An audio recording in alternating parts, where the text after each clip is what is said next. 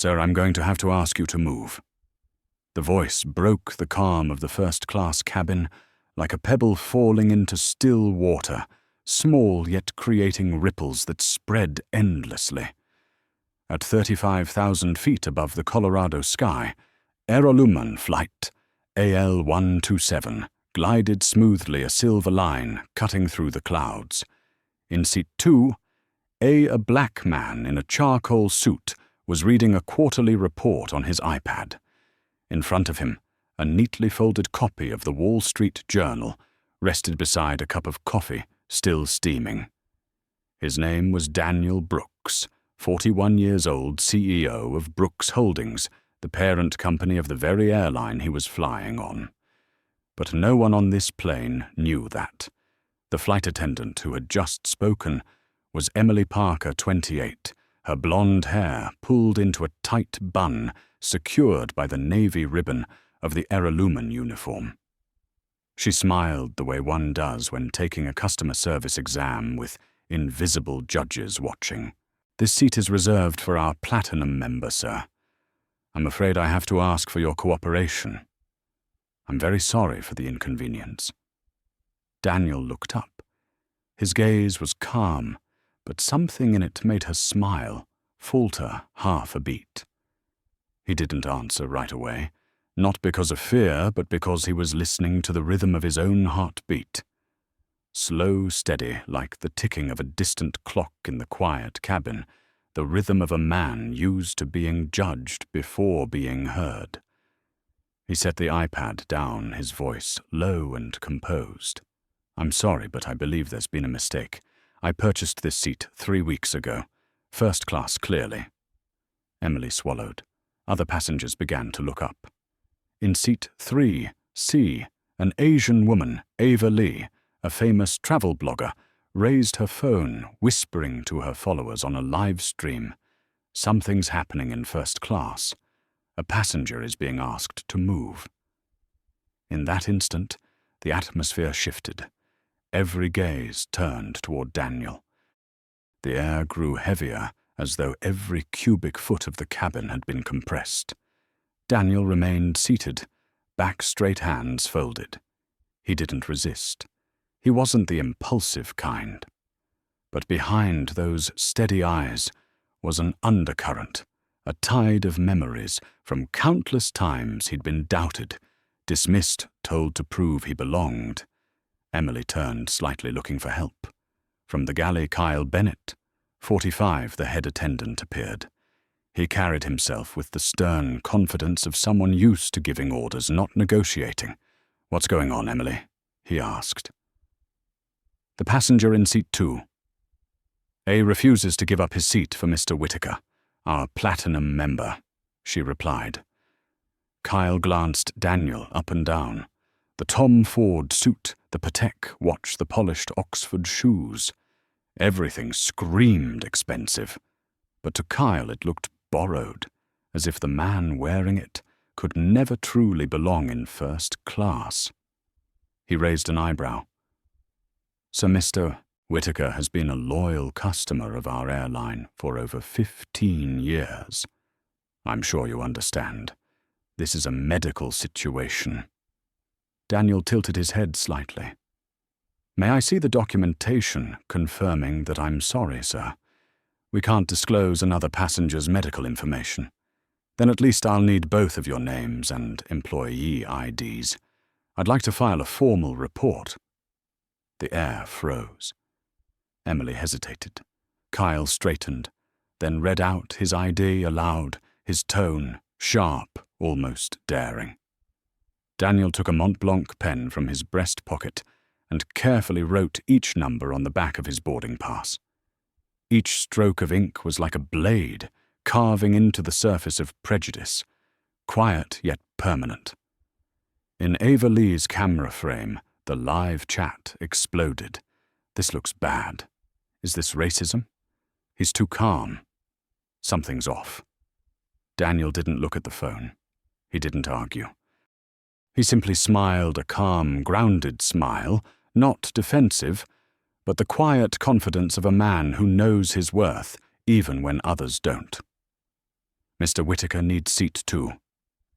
Kyle repeated more forcefully now. Daniel nodded slightly. All right, I'll move. But I'll keep your business cards. He stood, adjusted his tie, folded his newspaper, and picked up a brown leather briefcase, its corners worn from years of travel, the only thing he carried on every business trip. A heavy silence filled the cabin. Ava's camera followed his every move. No one spoke, but everyone knew they were witnessing something wrong. Emily swallowed hard. She hadn't wanted to do this, not really. She was only following procedure. But sometimes procedure is the perfect disguise for prejudice we don't even realize we carry. Daniel bowed his head slightly, then walked down the aisle toward the back of the plane. In the economy cabin, several passengers recognized him, the man who had just been asked to leave first class. Some looked at him with pity, others with curiosity, and a few raised their phones. He took seat 14B next to a college student wearing headphones. The young man looked over and whispered, "Man, that looked messed up." Daniel replied with a faint smile. No anger, no sadness, just the silence of someone who knows that the real fight is never waged through arguments, but through action. He opened his laptop and logged into Airline's internal system. The company logo appeared, the very logo he had personally approved 2 years ago. His cursor hovered over Policy 12.4, anti-discrimination. Daniel read each line, the blue light reflecting in his calm eyes. Any discriminatory behavior based on race, gender, or origin will result in immediate termination of employment. He took a screenshot and saved it in a folder labeled Airline Incident. Outside the window, the sun was setting over the Rockies, painting the sky in shades of crimson. In that light, Daniel Brooks whispered to himself, not with anger, but with certainty. True justice doesn't need noise. It only needs timing.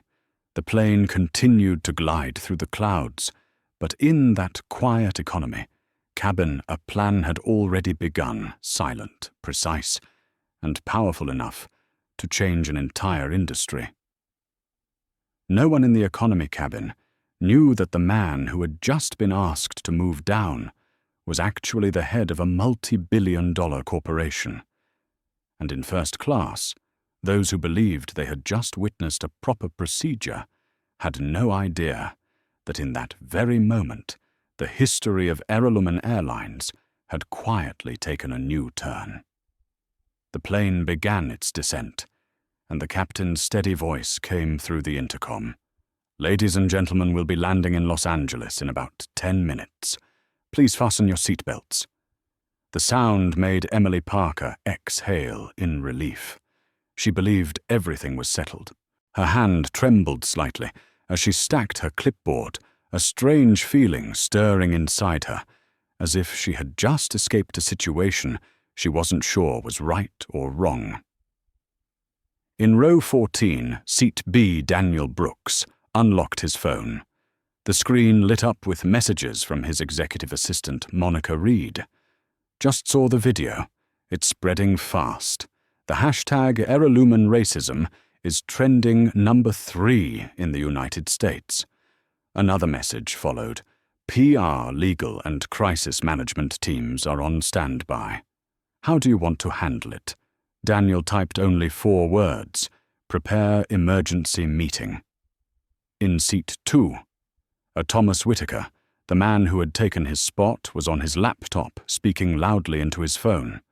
"Tell Henderson's team the deal needs to be signed before noon tomorrow.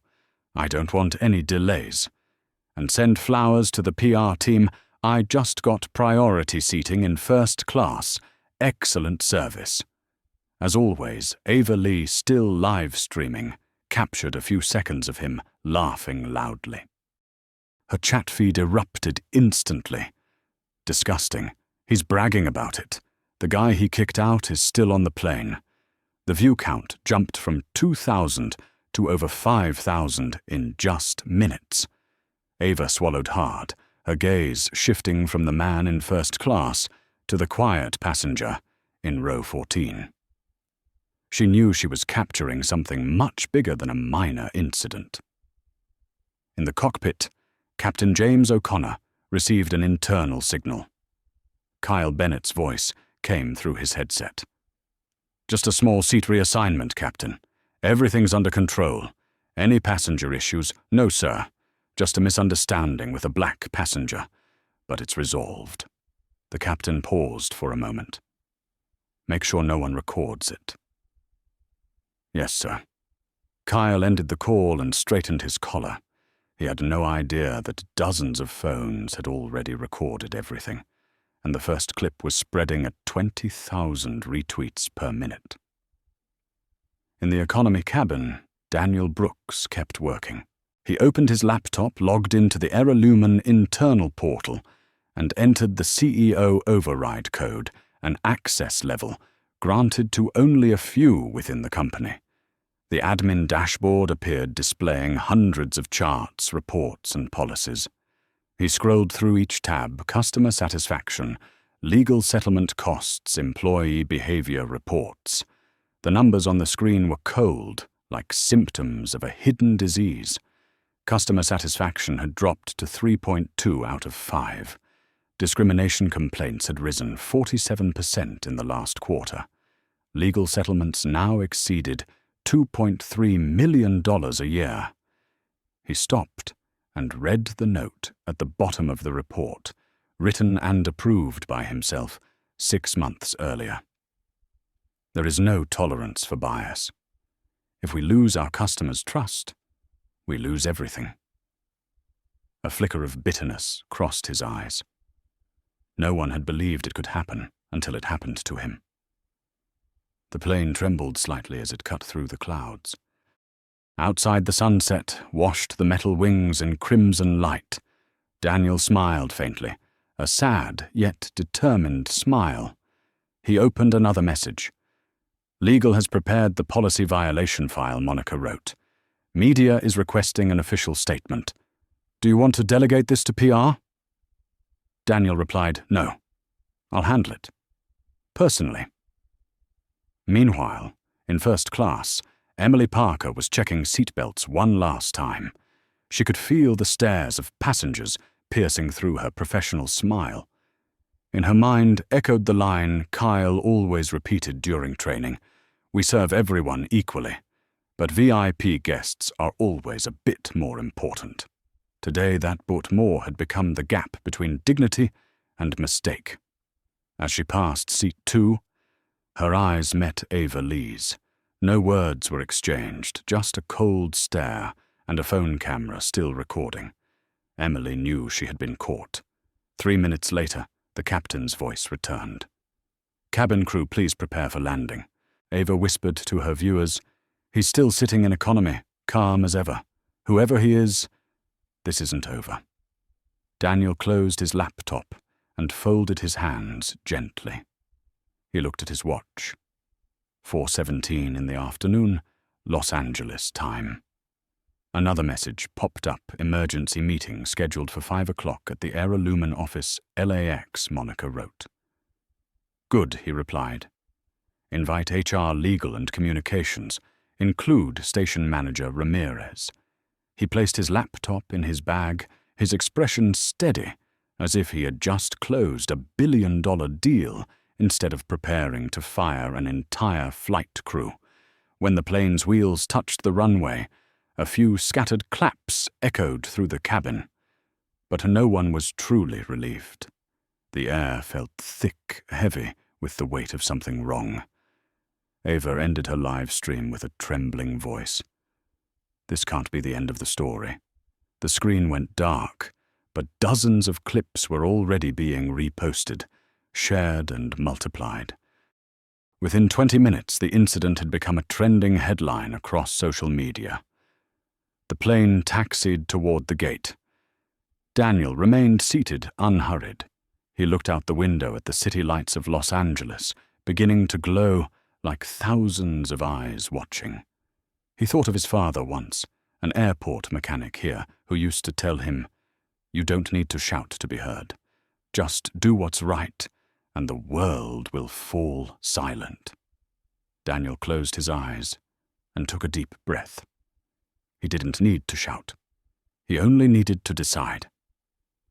In that moment, somewhere in his mind, the gears of power began to turn, not with anger, but with the calm precision of someone who knows the rules of the game and how to rewrite them.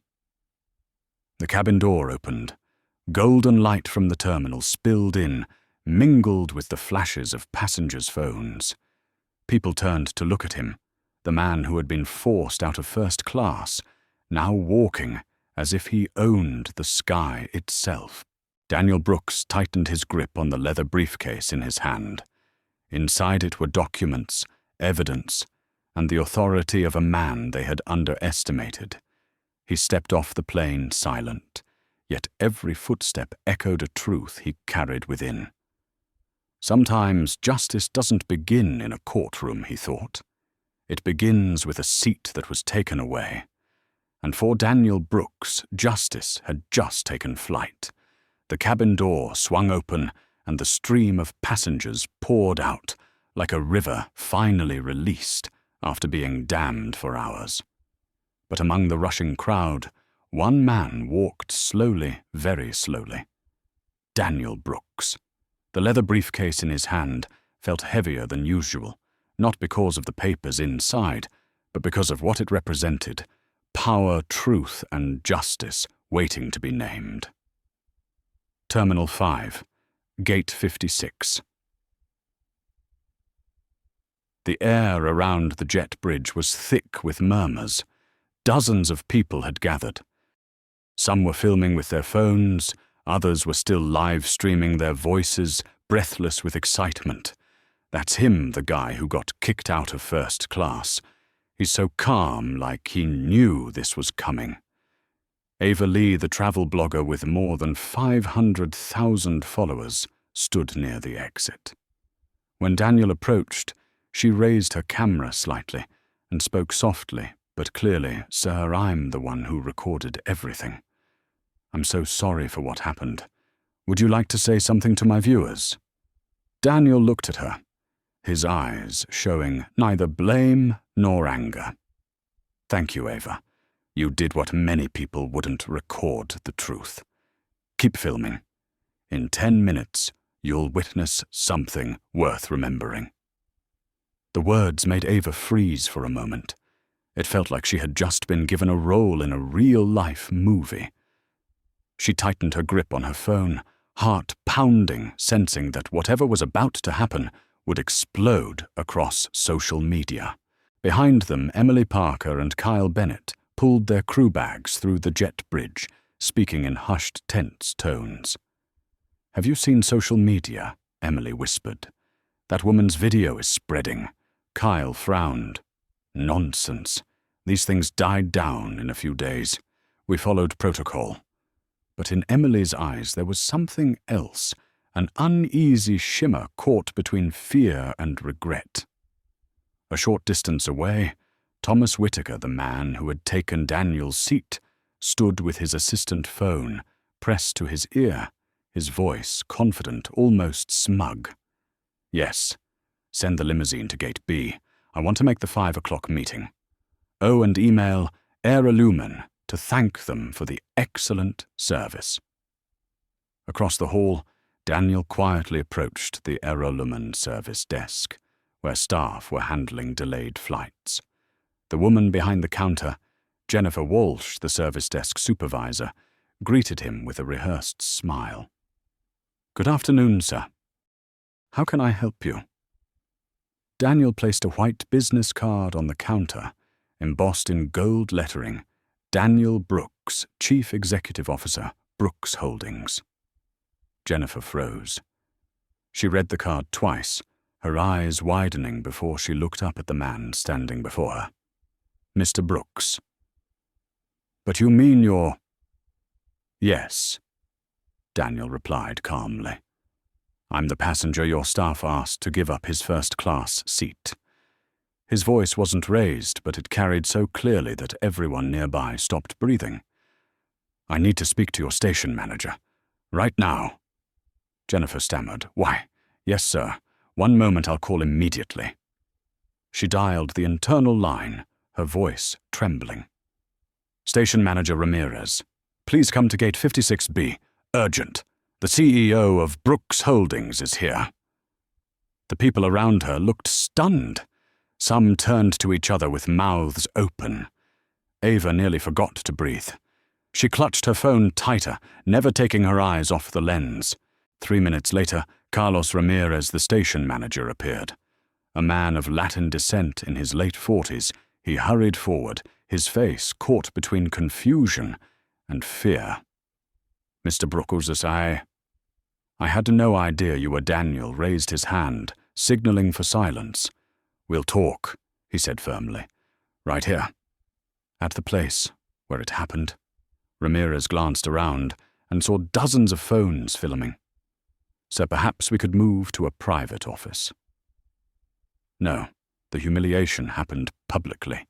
The lesson should be public too." Ava stepped back a few paces, adjusting her angle. Her viewer count jumped from 8,000 to over 20,000 in just 60 seconds. Behind her, Emily and Kyle had arrived, still unaware of what was unfolding. "What's going on?" Kyle whispered. Jennifer pointed toward the front, where Daniel stood beside the station manager. Emily's eyes widened when she saw the man from seat 2A and the card on the counter. "No way," she whispered. Daniel opened his briefcase and pulled out a thick file labeled Airline Airlines Acquisition Agreement. "Mr. Ramirez," he began evenly, "Brooks Holdings acquired Airline Airlines 18 months ago for $860 million.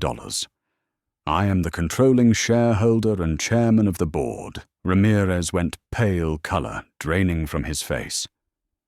"My God, I had no idea." "Of course," Daniel said calmly.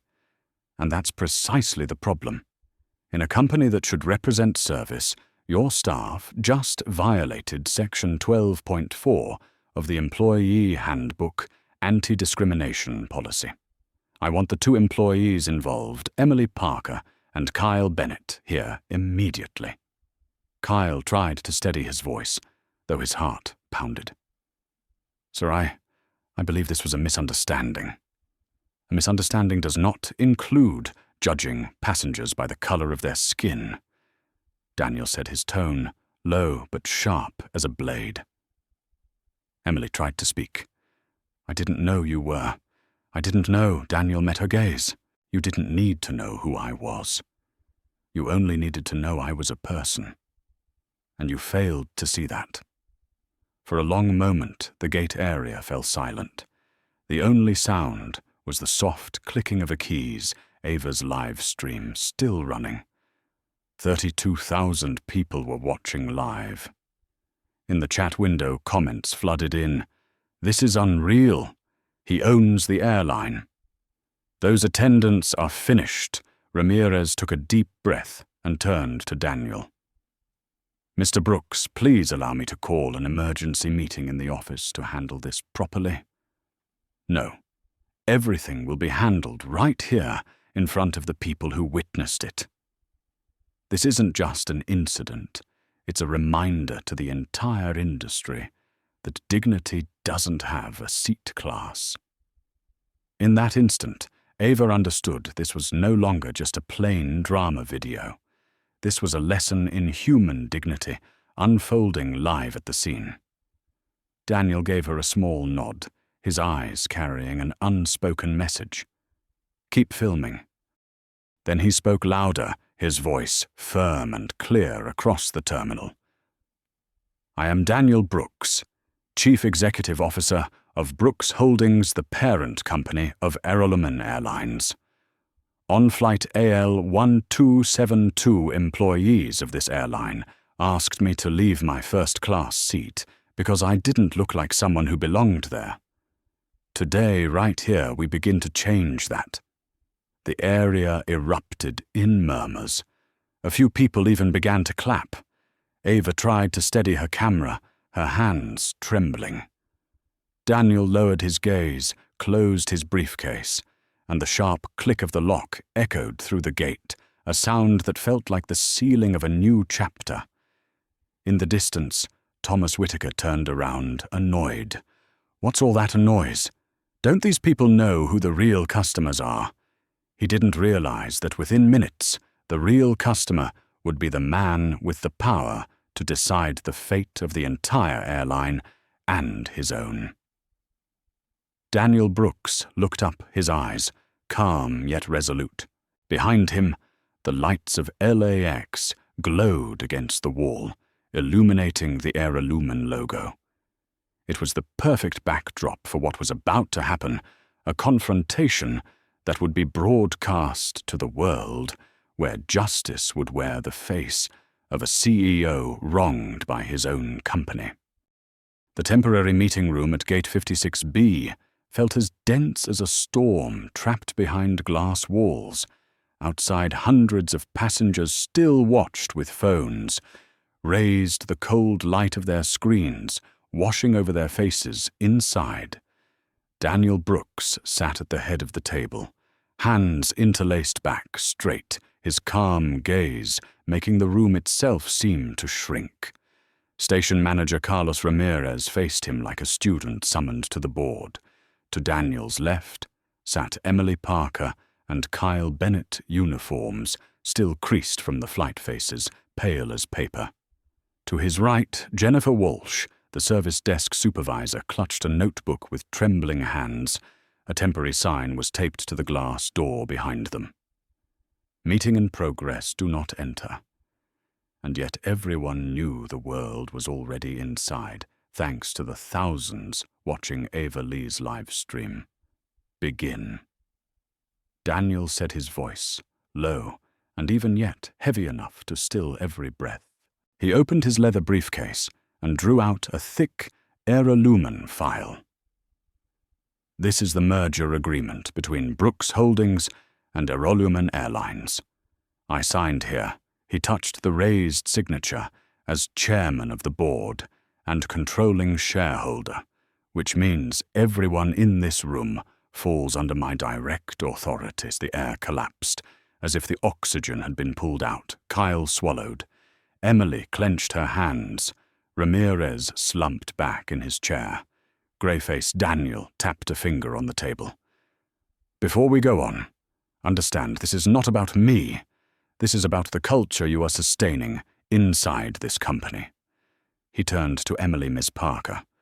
Do you recall the line in the cabin, crew training manual, page 14? Section 3, silence. Every passenger is a story, not a status. He said, I wrote that sentence, and today you proved it. Lives only on paper. Emily opened her mouth to speak, but Daniel raised a hand. You do not need to apologize. Apologies are what people offer when they are caught. I want to hear the reason. Emily's voice shook. I was just following procedure. So Mr. Whitaker is a platinum member. He has a health issue, and... Did you verify medical documentation? No, sir. Did you confirm with the reservation system before asking a customer to vacate his seat? No. Daniel nodded and exhaled softly. Thank you, that is clear. His eyes moved to Kyle.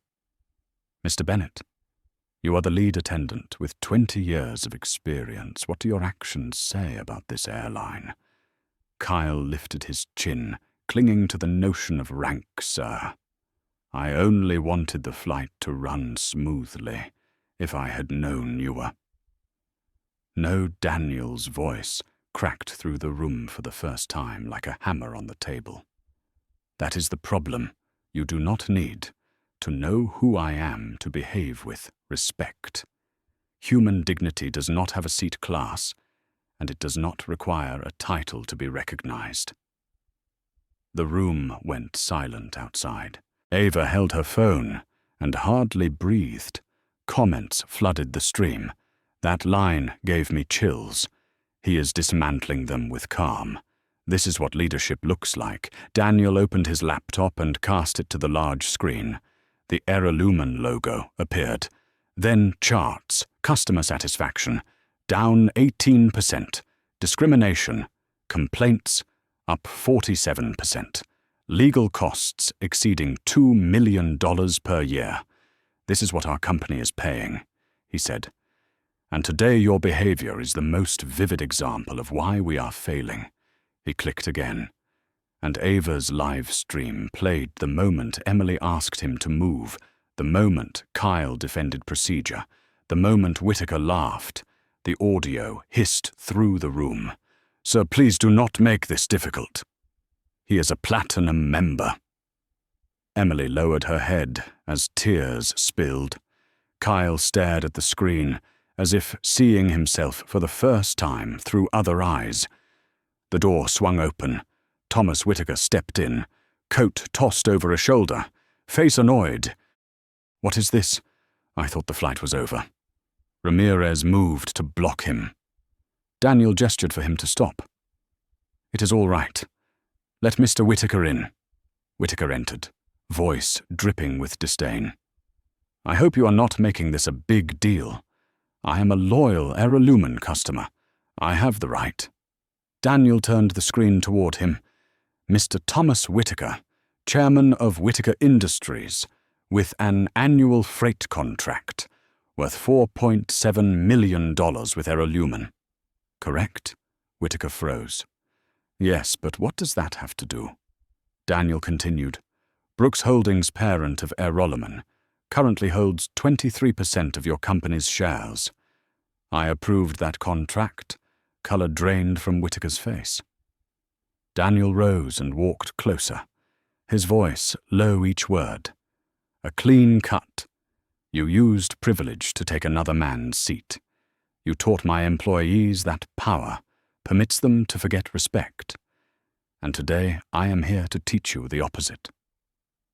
Whittaker's mouth opened, but no words came outside. Ava's hands shook as she steadied the camera. He owns part of Whittaker's company, too. This is unbelievable. He is teaching them live. Justice is poetic. Daniel returned to the table, his tone cold and clear. "Emily Parker and Kyle Bennett. As of this moment, you are suspended from duty, pending disciplinary action. The entire incident will go before the executive board within 24 hours. Mr. Whittaker, your company's contract with Airlumen will be reviewed, along with your membership privileges." Emily broke into sobs. Kyle bowed his head. Whittaker stumbled back and stammered, "You cannot do that." Daniel looked straight at him. "I already have for a heartbeat." The world seemed to stop then. Applause rose from beyond the glass. It began with Ava and spread like a wave. The passengers who had witnessed everything now clapped and chanted, "Justice, justice." Ramirez turned away with wet eyes inside him. There was not only fear, but a shame laced with respect. Daniel Brooks stood amid the applause with no expression except a far horizon in his gaze. He knew this would not end here. Today was only the beginning of a reform that could make the entire airline industry look in the mirror. He closed his laptop and murmured as if to himself, "Justice does not need a stage, only an audience awake enough." Ava heard every word and captured it within 30 minutes. The video had more than 5 million views. And outside the glass door, as Daniel left the room, the applause still echoed like the sound of a new era beginning. The sunset slid across the glass walls of Airlumen Corporate at LAX, reflecting the silver trails of departing planes outside. Amid that golden glow, a conference room sat in unnerving silence. On the door, a metal plaque read, "Conference Room, executive access only." Inside, Daniel Brooks sat at the head of a 10-meter walnut table, his hands resting in front of him. He didn't need to speak or command. The room stayed silent on its own. To his left, attorney Rebecca Hall had her laptop open and microphone on. To his right sat station manager Carlos Ramirez, and beside him the two flight attendants, Emily Parker and Kyle Bennett, their faces pale and exhausted, still in their wrinkled uniforms. All three looked like defendants in a courtroom they never expected to enter. The white light above them illuminated everything evenly too bright for anything to remain hidden. Daniel lifted his head. "Begin recording." Rebecca nodded and activated the digital recorder. Emergency meeting number 448, June 12th, Airlumen LAX headquarters. Presiding officer Daniel Brooks, CEO of Brooks Holdings. Purpose to review violations of Section 12.4, the anti-discrimination policy. The words hung in the air like an indictment being read aloud. Daniel leaned back slightly, his gaze passing calmly over each of them. "Before we talk about law," he said quietly, "I want to talk about humanity." He paused. "Ms. Parker." "Mr. Bennett, through 20 years in the aviation industry, I've learned one truth. No passenger is ever just a passenger. Each one is a story. And today the two of you have written one of the darkest chapters in Airlumen's story." Emily lowered her head, trembling tears falling onto her uniform. "Sir, I didn't mean to. Daniel interrupted, his tone soft but firm. "Not meaning to doesn't erase the damage. Ask the person who was hurt if they care about intent." Kyle clenched his fists, trying to steady his voice. "Sir, with all due respect, I've worked here for 20 years. I know the protocol. If I had known you were—" "Don't say that," Daniel cut in sharply. "The fact that you didn't know who I was is exactly why I'm here. Because if you only respect rank, not people, then the problem with this company isn't in the procedure. It's in its soul." Rebecca spoke next. "Internal reports show the live-streamed video of the incident reached over 8.6 million views within 4 hours. Airlumen's stock dropped 3% after the footage spread, but recovered by 5% after Mr. Brooks's public statement began circulating." Ramirez lowered his head, voice small. "Sir, the responsibility is mine too. I failed to supervise my crew properly." Daniel turned to him, his expression softening. "You'll have the chance to make it right, Ramirez. But these two," he glanced back at Emily, "and Kyle need to face the truth." He pressed a button on the remote, and the large screen descended. Footage from Ava Lee's video played before them. Emily's voice echoed. "Sir, please, this seat is reserved for our platinum member." Then Kyle's voice followed. "You have 30 seconds to comply." The sound filled the bright room, dry and merciless like hard evidence. Emily wept openly. Kyle hung his head. Ramirez couldn't bring himself to look. Daniel's voice was steady, every word landing like a verdict. "Emily Parker, Kyle Bennett, you have violated Section 12.4 of the Airlumen Airlines Employee Handbook, which states any act of discrimination based on race, gender, religion, or origin results in immediate termination of employment." He paused for a breath. "I wrote that policy, and I will enforce it." The two froze in place. Emily cried out in despair. "Please, sir, give me a chance. I have rent to pay. I have an elderly mother." Daniel closed his eyes briefly. A flicker of sadness passed through his face, but his tone remained calm. A real chance begins when a person learns the lesson. Today is not your end, Parker. It's the beginning of self-reflection. But Airlumen cannot allow prejudice to fly with our passengers ever again. He signed the 2 termination papers, placed the pen down. The faint click of the pen echoed like a chill through the room. The air felt heavy. Rebecca spoke softly. "So the media is requesting an official statement."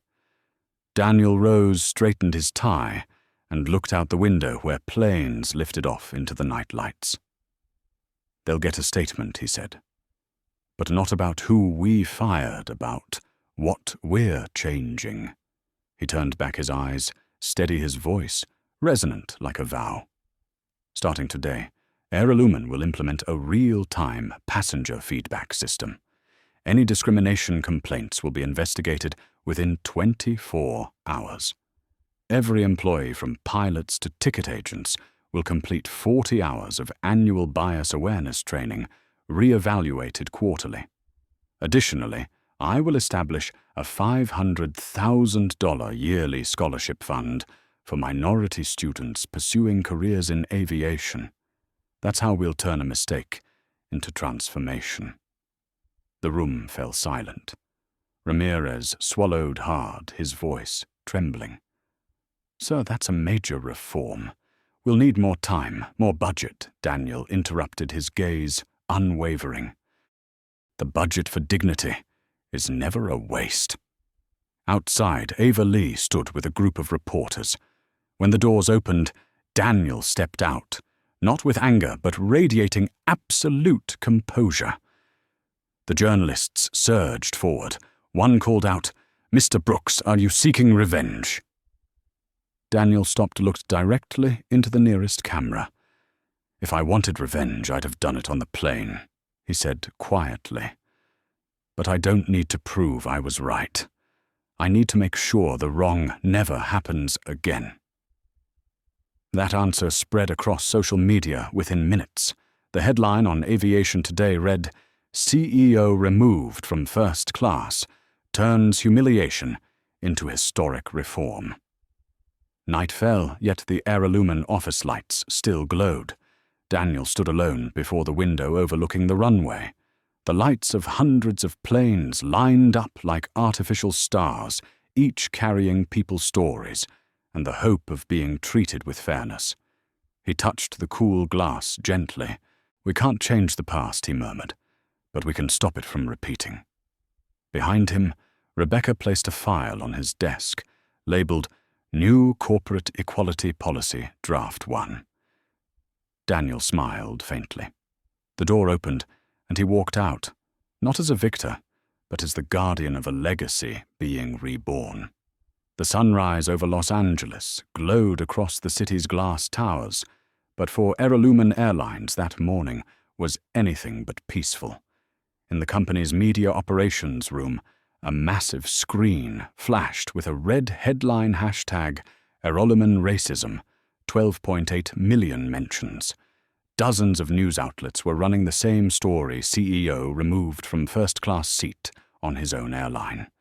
From CNN to Fox Business to the BBC, Daniel Brooks's name filled every headline.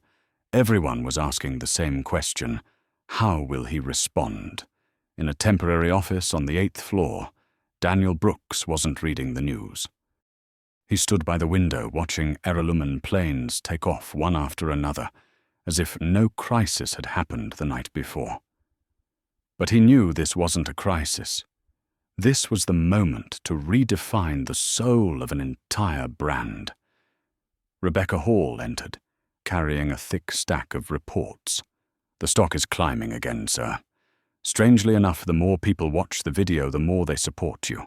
Positive comments are over 80%. Daniel nodded slightly. "Good. But we can't rely on sympathy. We need trust." He turned toward his desk, where the crisis communications team waited. Lisa Chang, director of communications, activated the projector and spoke quickly. "This is the spread map. Ava Lee's original clip has nearly 12 million views, and the shortened version with the quote, 'Dignity has no seat class,' has surpassed 25 million. Lisa took a deep breath. "You've become a symbol, sir. But symbols can easily be distorted." Daniel closed his eyes for a few seconds, then said, "Then we'll redefine it. It won't be the story of one man. It'll be the story of a system learning how to make things right." The door burst open.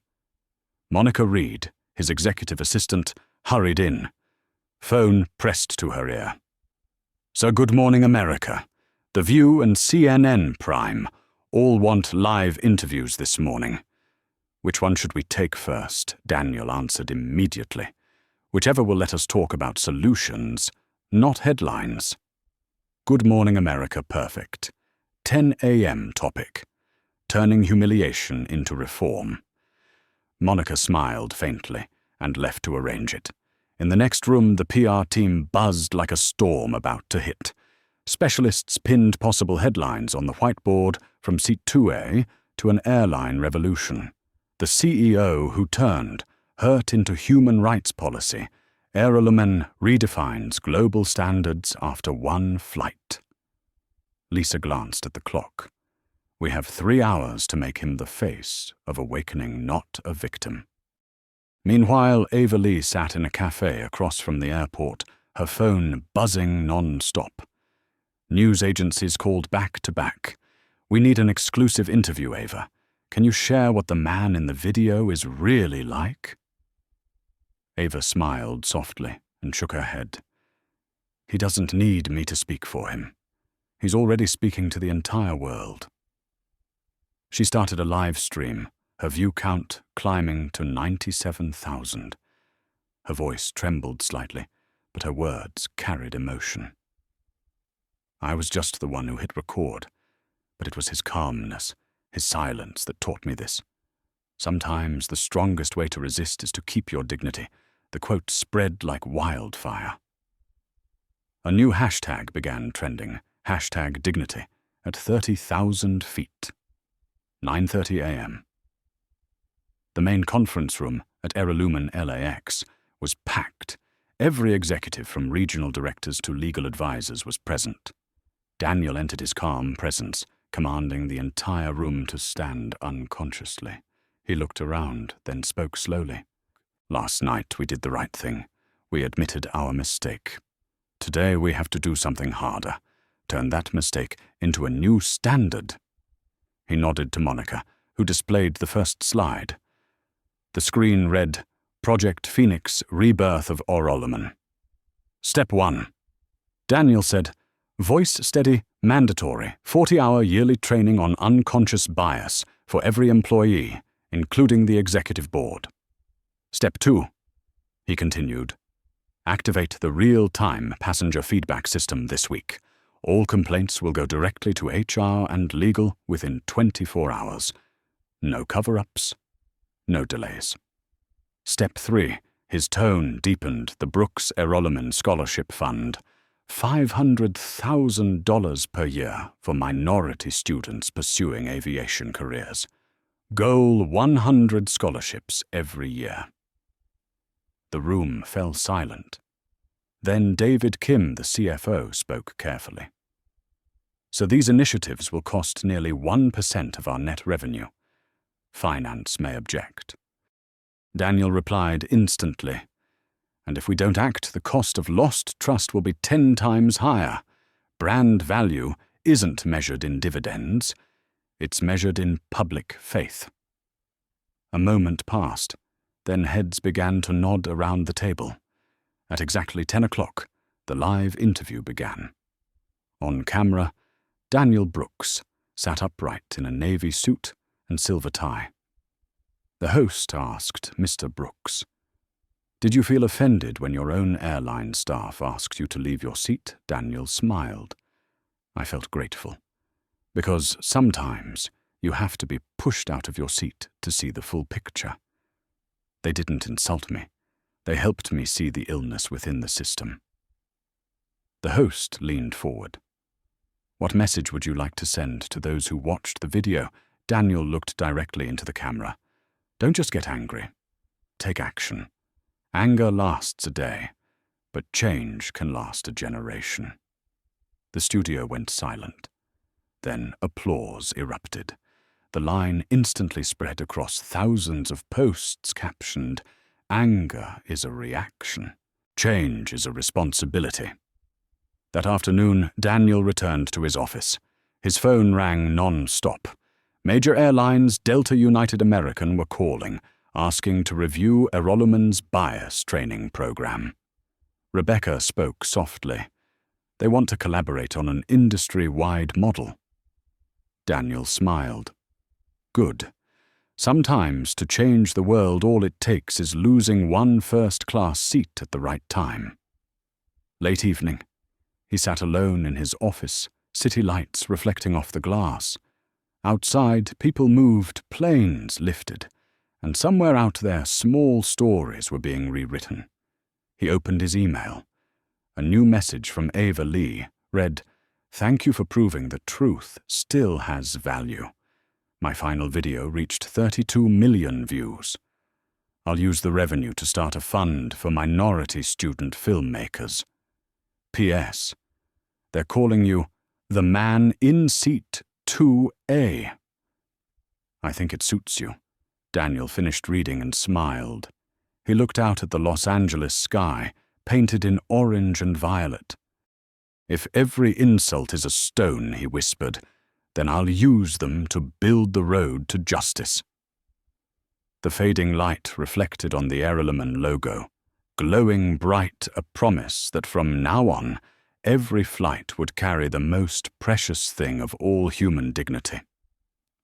3 weeks after the incident known as Seat 2A, the world still hadn't stopped talking about Daniel Brooks.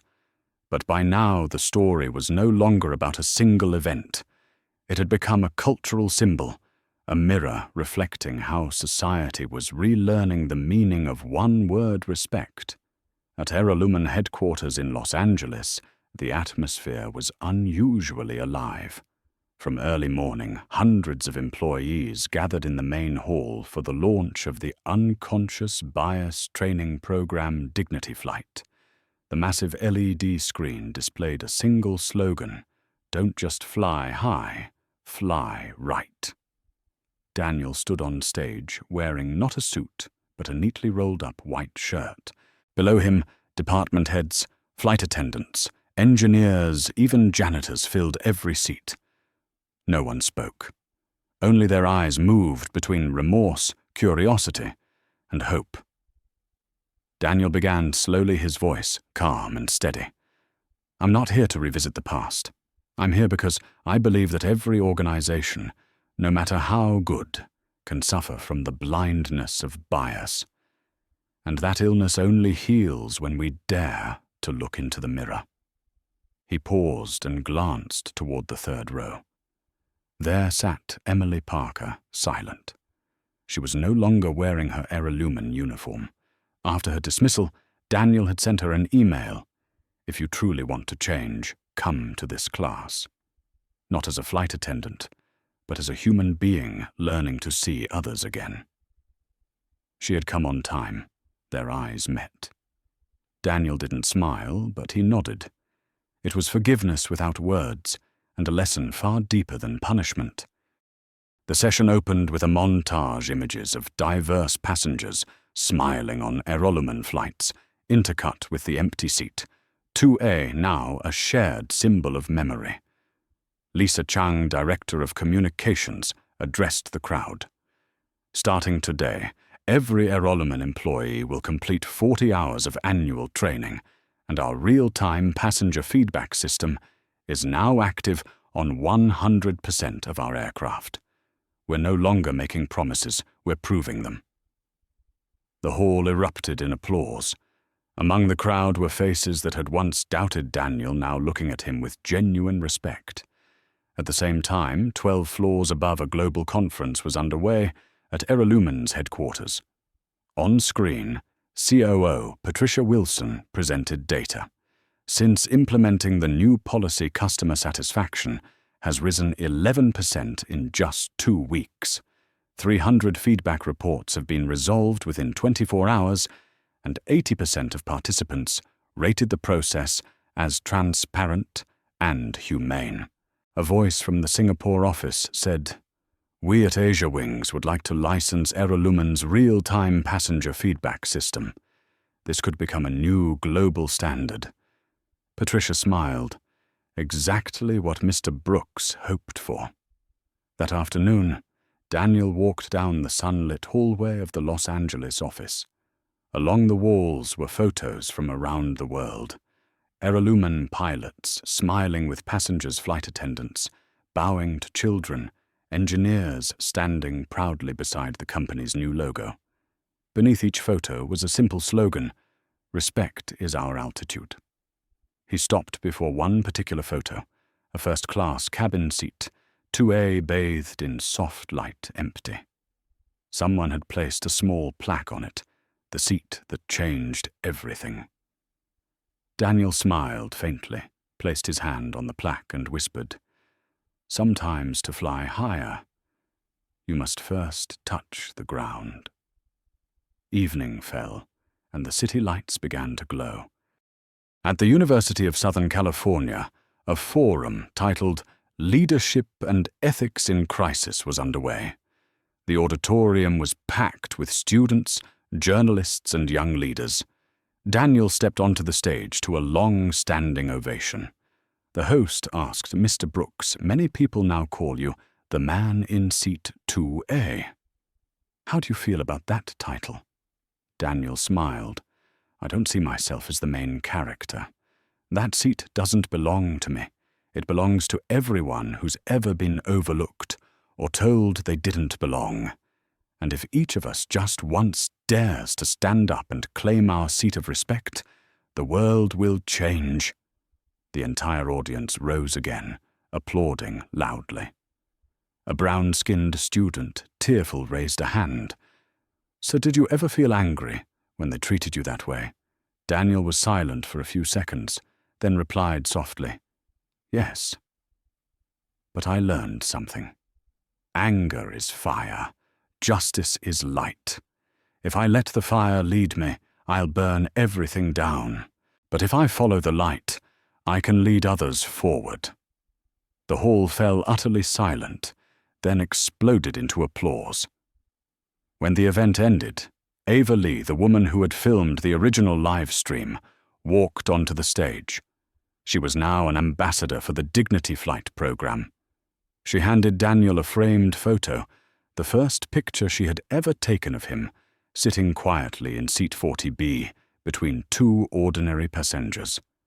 Below it, she had written, "Sometimes a downgrade takes you higher." Daniel accepted the frame with a quiet nod. The audience stood again, flashes lighting up the hall. That night, Daniel returned to his office late. He stood alone, gazing at the runway, where airline planes lined up for takeoff. The red and green lights blinked against the glass, steady as heartbeats. His phone rang. It was Rebecca Hall. "So 3 major airlines have just invited you to serve as a human rights policy advisor for the entire industry. They say airline has set a new standard." Daniel looked out at the sky and replied gently, "It wasn't airline that changed. It was the people within it." He ended the call, opened his laptop, and finished the opening lines of his paper, titled "White Paper on Ethical Aviation Leadership." The first sentence was his own quote, "A seat may measure status, but only dignity measures true altitude." When the clock struck midnight, Daniel stood put on his coat and stepped out onto the balcony. The wind carried the distant hum of jet engines. Across the dark sky, an airline plane cut through the clouds, its lights flickering like a promise. Daniel smiled softly, whispering to himself and to the world still following his story, "The sky belongs to no one. But everyone deserves to fly within it with dignity." 3 months after the Seat 2A incident, autumn had settled over Los Angeles, and the name Daniel Brooks was still everywhere across the media. But this time, people no longer spoke of him as a victim. They spoke of him as the man who had redefined what power means. That morning, the Global Ethics in Service Industry Conference was held in Chicago. Representatives from more than 20 countries attended. CEOs, scholars, politicians, and hundreds of journalists filled the hall. On the main stage, a massive title glowed across the screen, "From Humiliation to Reform: The Airline Case." In the backstage area, Daniel Brooks adjusted the microphone on his lapel. There was no printed speech, no teleprompter. He carried only one thing, the same brown leather briefcase that had been with him the day he walked out of the economy cabin. "Mr. Brooks, are you ready?" Rebecca Hall asked, her voice tinged with emotion. Daniel nodded. "I've been ready since the day they told me to leave seat 2A. When the stage doors opened, hundreds of lights focused on him." The host introduced him. Our next speaker turned a moment of injustice into a global policy of human dignity in aviation. The applause thundered. Daniel stepped onto the stage, the lights reflecting off his face, not the face of authority, but of calm strength forged through pain. He began with a line that silenced the entire room. 3 months ago, I was told I was sitting in the wrong seat. Today I stand here to say this: no one sits in the wrong seat when they carry dignity within them. He retold the story, but not as a victim. Each detail came out like a lesson about bias, silence, and how an organization responds when its own reflection becomes a symbol of injustice online. "Justice doesn't begin in court," he said. "It begins the moment we decide not to stay silent." On the screen, he displayed Airolumen's latest results. Customer satisfaction rising from 3.2 to 4.6 discrimination complaints, down 78%. 12 airlines adopting similar training programs. 127 students awarded scholarships through the Brooks Airolumen Fund. Thousands in the audience rose to their feet, applauding. A European CEO whispered to his colleague, "He's not running an airline, he's running a new era." Amid the camera flashes, Daniel's gaze fell upon the front row, where Ava Lee sat, her eyes glimmering as she raised her hand. "Mr. Brooks," she asked, "if you could go back to that day, would you do anything differently?" Daniel smiled softly. "Yes," he said. "I would buy another seat to invite the person who insulted me to sit beside me and show them that what separates us isn't the class of our seat, but the way we choose to see one another." The room went silent for a heartbeat, then burst into applause. The next morning's headlines read, "Daniel Brooks, the CEO who turned anger into a global moral compass." That afternoon at Airolumen's Chicago office, Daniel led a special internal meeting. On the table were fresh reports about the Dignity Flight program. COO Patricia Wilson spoke first. "We've reduced over $2.3 million in litigation costs and increased loyal passengers by 14%. But what makes me proudest is this: some flight attendants say they now feel seen as people, not just as employees." Daniel nodded, his eyes warm. "That's when a policy becomes a culture." HR Director Michael Torres added, "The Federal Department of Transportation has sent Airolumen an official letter of thanks, calling us the new national standard for ethics in aviation. They want to collaborate to expand this model." Daniel was silent for a moment, then said quietly, "We can't change the world overnight, but if every organization learns to place dignity on the same level as profit, the whole world will shine brighter." That evening, Daniel appeared on CBS's program 60 Minutes. The interviewer asked, "What helped you stay calm when you were treated unfairly?"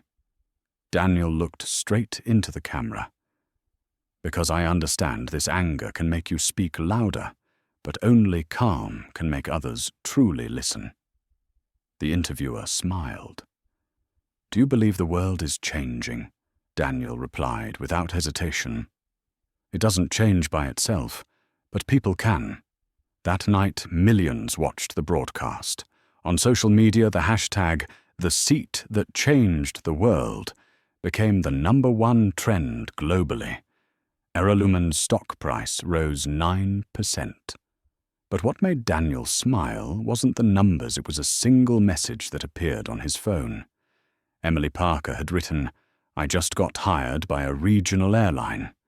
During the interview, they asked what I learned from that incident. I said that a person can be taken off a flight, but still lift the world higher if they rise in the right way. Thank you, sir, for not destroying me, but for teaching me how to be human again. Daniel read it silently for a long moment. He didn't reply, but saved it in a folder on his computer, titled Things Worth Keeping. The following week, Daniel was invited to Harvard Business School. The Baker Hall auditorium was packed. On the large screen was written, "The Brooks Framework, Turning Crisis into Culture." Daniel stepped up to the podium, opened his old leather briefcase, and pulled out a faded boarding pass, its corner still showing the faint words, Seat 2A. He held it up under the lights and said slowly, "This is where it all began. A seat doesn't just mark where we sit in a cabin, it reveals where we truly stand in our humanity." The hall went utterly silent. Then Daniel concluded, "If you have power, use it to lift others. If you have a voice, use it to help others be heard. And if one day you're asked to leave your seat, remember sometimes that's how the universe teaches you to lead." When the lights dimmed, students rushed forward for photos and autographs. A journalist asked Mr. Brooks, "What do you consider your greatest achievement?" Daniel looked out the tall windows toward the night sky, where airplane lights blinked in the distance. He smiled. "My greatest achievement isn't in the financial report. It's in the way every airline employee says, 'Welcome aboard,' to a passenger with heart, not with procedure." As he left the auditorium, the applause still echoed behind him. Outside, the first snowflakes of the season shimmered across the stone steps. Daniel looked up at the sky and whispered like a prayer, "If justice is light, let each person carry a small flame. Together, the world will shine." And he walked on the man who had once been told to leave his first-class seat, now carrying the mission of making the entire sky more worthy of humankind. 6 months had passed since the world first heard the story of the man in seat 2A. Yet in the brightly lit corridors of Aerolumen headquarters, that legacy still lived on, not in slogans, but in everyday actions. At Chicago Airport, a young flight attendant bent down to help an elderly woman pick up her fallen handbag. On her collar was a small pin engraved with the words, "Respect flies first." It was the phrase Daniel Brooks had turned into a global creed. In the Los Angeles office, the internal performance board displayed the latest numbers. Customer satisfaction at 4.8 out of 5, discrimination complaints nearly at 0.47 airlines worldwide had adopted the Brooks Aerolumen framework. Daniel sat in his office as the morning light streamed through the glass walls. On his desk rested the same old leather briefcase, its edges worn, but steady like the symbol of the journey he had walked. He opened it, took out the faded boarding pass, the words, "Seat 2, A barely visible now," and smiled. Not out of pride, but because he knew he had kept his promise to turn humiliation into the foundation of fairness. That afternoon, he met with the executive team. Rebecca Hall reported, "So the Brooks Aerolumen Scholarship Fund has just accepted its 200th student. One of them is Ava Lee. She wants to become a pilot." Daniel smiled gently. She once filmed a video that shook the world, and now she'll be the one guiding it to fly more peacefully. That's the most beautiful form of justice. As dusk fell, Daniel stepped out onto the balcony.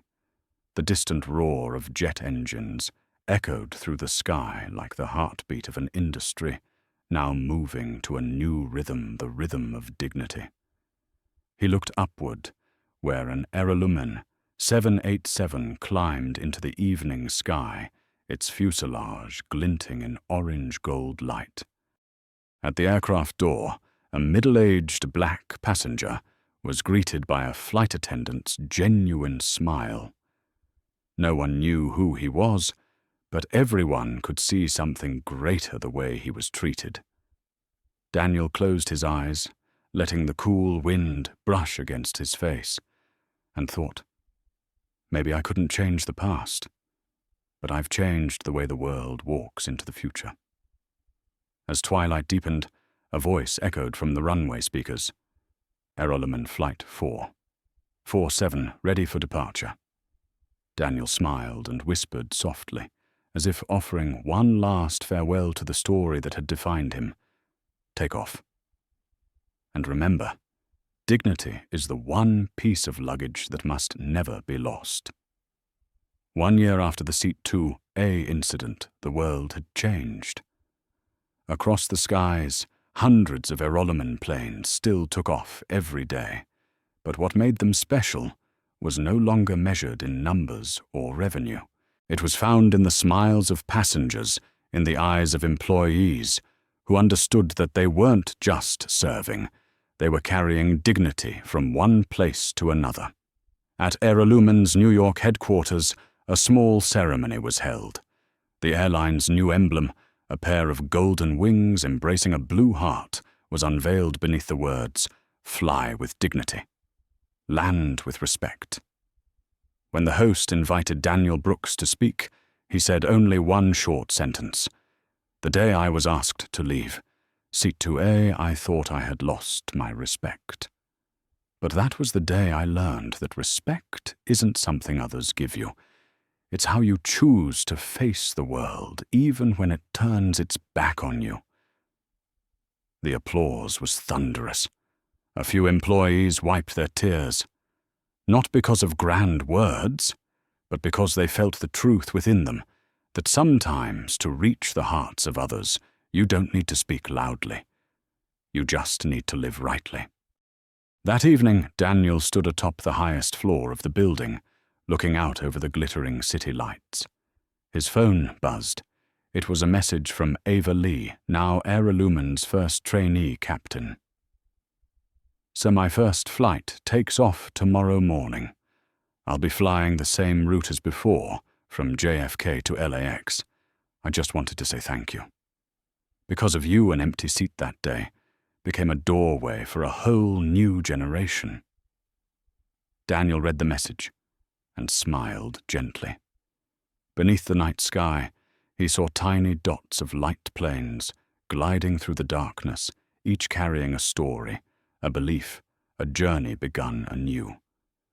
The wind swept across the rooftop, carrying with it the hum of traffic, the pulse of the city, and the echoes of memories that would never fade. He closed his eyes, letting the past drift away, like the closing scene of an old film. No more anger, no more pain, only gratitude for the moment that once cost him his seat, yet gave him a rightful place in the history of human decency.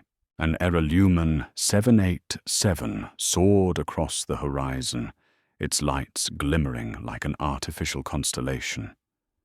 Daniel spoke softly, his voice carried by the wind. Justice isn't the end of a journey. It's the takeoff point for a kinder world. He watched as the plane disappeared into the clouds, his smile calm and content. Somewhere on those steel wings, someone was sitting in Seat 2. A peaceful, respected, and unaware that the very seat beneath them had once changed the entire sky. From the perspective of a specialist in leadership culture and corporate ethics, the journey of Daniel Brooks is not merely the story of a seat. It is a test of how human beings choose to use power. He did not respond with anger, but with action. He did not seek justice for himself, but redefined it for the entire system. Because true justice is not found in punishment, but in the ability to make the world a kinder place. If you believe that dignity is something no one has the right to take away from you, please like this video to spread that message and subscribe to the channel to continue following stories where compassion is tested by prejudice. Before you go, leave a comment below with a phrase that reflects your belief in that value. Keep your dignity.